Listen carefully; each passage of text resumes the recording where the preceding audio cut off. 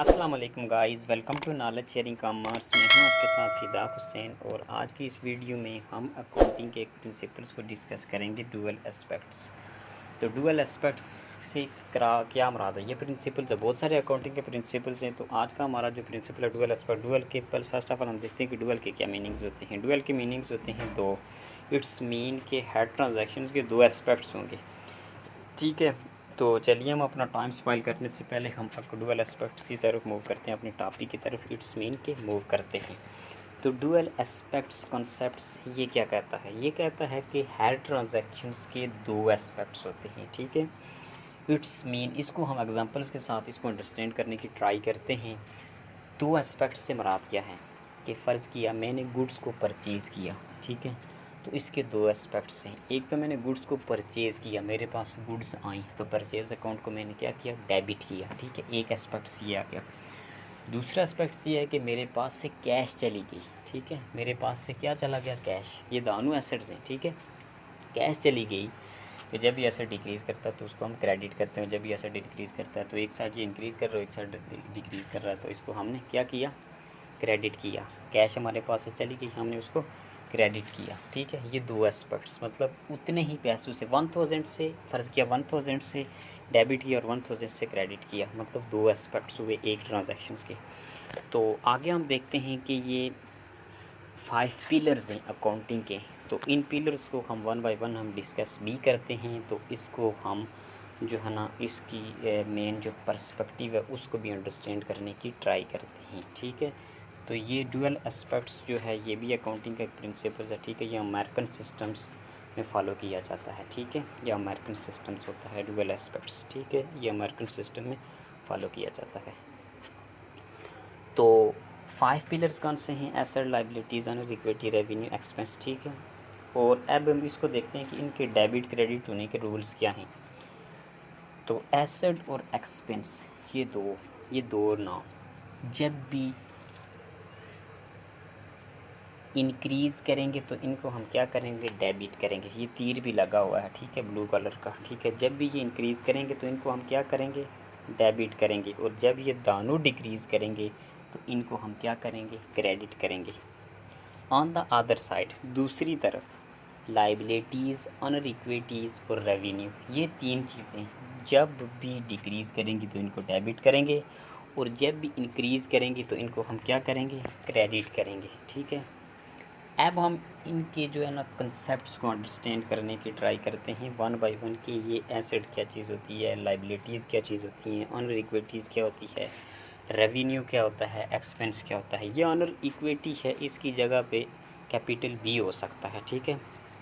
और रेवेन्यू की जगह पे इनकम भी हो सकता है, ठीक है, इनकम भी हो सकती है। अब एसेट्स किसे कहते हैं हम? एसेट्स उस सोर्स को कहते हैं, उस चीज़ को कहते हैं जिसके ऊपर हमारी पोजेशन हो, या उस चीज़ को कहते हैं, उस सोर्स को कहते हैं जिसका बेनिफिट हमें फ्यूचर में होना है, ठीक है। जिसका बेनिफिट हमें फ्यूचर्स में होना है उसको हम क्या कहेंगे, एसेट्स, ठीक है। जैसे हमने मशीनरी परचेज़ की तो मशीनरी का हम फ्यूचर में बेनिफिट लेंगे ना तो वो हमारा एसेट कहलाएगी, ठीक है। अब सेकंड हमारे पास जो है दूसरी वो एक्सपेंस है। पहले ये जो ब्लू कलर वाले हैं इनको देख लेते हैं, ठीक है। इन दोनों को गट्ठी चलो डिस्कस कर लेते हैं। एक्सपेंस क्या है? जिस चीज़ का बिज़नेस ने बेनिफिट ले लिया वो एक्सपेंस कहलाएगा। अगर बेनिफिट नहीं लिया हुआ तो वो एसेट्स कहलाएगा, लेकिन अगर बेनिफिट उससे ले लिया तो वो एक्सपेंस कहलाएगा, ठीक है। अब बाकी हमारे पास तीन चीज़ें रह गई। लाइबिलिटीज़ किसको कहते हैं? Obligations of a business. Sometimes business जो है वो बिज़नेस को रन करने के लिए किसी बैंक शेंक से या किसी को या बहुत सारे लोगों से, ठीक है, वो कुछ लोन शॉन ले लेता है तो उस लोन को उसने वापस करना होता है, तो उसको हम क्या कहते हैं, लाइबिलिटीज़। इट्स मीन कि ये बिज़नेस की ओब्लिगेशन से ज़िम्मेदारी है कि ये इसको इस अमाउंट को उसने रिटर्न करना है, ठीक है। ऑनर इक्विटीज़ किसे कहते हैं? ऑनर इक्विटी उसको कहते हैं जैसे कि कोई भी बिज़नेस जब रन हुआ तो वो किसी भी बिज़नेस की जो वर्थ है वो 10 लाख रुपए है।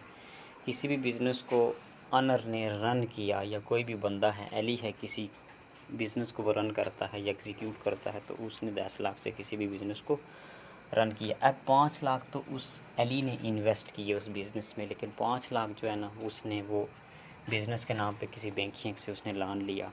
तो इसमें 5 लाख तो ज़ाती उसके अपने हैं, तो 10 लाख से वो 5 लाख को लेस किया जाएगा, तो वो जो 5 लाख बचेंगे ना वो अनर इक्विटी होगी। इट्स मीन कि कर्ज़े शर्ज़े पे करके ना, तो जो पीछे अमाउंट बचती है ना, जो सिर्फ अनर ने पैसे लगाए होते हैं, तो वो होती है अनर इक्विटी। तो मतलब ये होती है अनर इक्विटी। जैसे कि अगर कोई भी कॉरपोरेशंस है, उसमें कोई भी बिज़नेस है तो, या कॉरपोरेशंस है, अगर 25 लाख रुपए अगर अनर लगाता है, ठीक है, रन करता है किसी भी ABC बिज़नेस को, ठीक है, तो फिर उसको 5 लाख की और ज़रूरत पड़ जाती है, तो बैंक से लोन शान लेगा, तो अब इसकी टोटल वर्थ जो बिज़नेस की बन जाएगी, जो बिज़नेस जितने से कम, मतलब जितने के अंदर बिज़नेस के अंदर एसेट्स वगैरह होंगे या बिज़नेस जितने की मलकियत रखता होगा वो होगा 30 लाख। तो उसमें से 30 लाख में से 25 लाख को हम लेस करेंगे, तो पीछे जो 5 लाख बचेंगे ना, तो ये लाइबिलिटी होगी उसकी। तो पीछे का जो 25 लाख होगा ना, तो वो अनर इक्विटी कहलाएगी। रेवेन्यू किसे कहते हैं? जैसे कि हम 7,000 का 5,000 का मोबाइल लेते हैं, उसको साथ में सेल करते हैं ना, तो शायद कि 6,000 रुपया उसके ऊपर हमारा ख़र्चा पर्चा आ जाए, हम उसकी केसिंग वगैरह या कुछ भी उसका काम शाम करें, तो वो हमारा 6,000 मतलब होगा, वो एक्सपेंस वगैरह हो जाएगा, ठीक है। तो टोटल मतलब हमें जो 7,000 का प्रॉफिट होगा ना, तो वो हमारा कहलाएगा रेवेन्यू। लेकिन जो उसके ऊपर जो हमें 1,000 हमने एक्सपेंडिचर्स किया, तो अगर इनकम कहलाएगी तो वो इनकम हमारा 1,000 रुपया होगा। लेकिन अगर रेवेन्यू को हम कैलकुलेट करेंगे, तो परचेज़ हमने 5,000 का किया था, 2,000 का हमें रेवेन्यू हुआ और 1,000 की हमें इनकम हुई। थैंक्स अ लॉट, अल्लाह हाफ़िज़।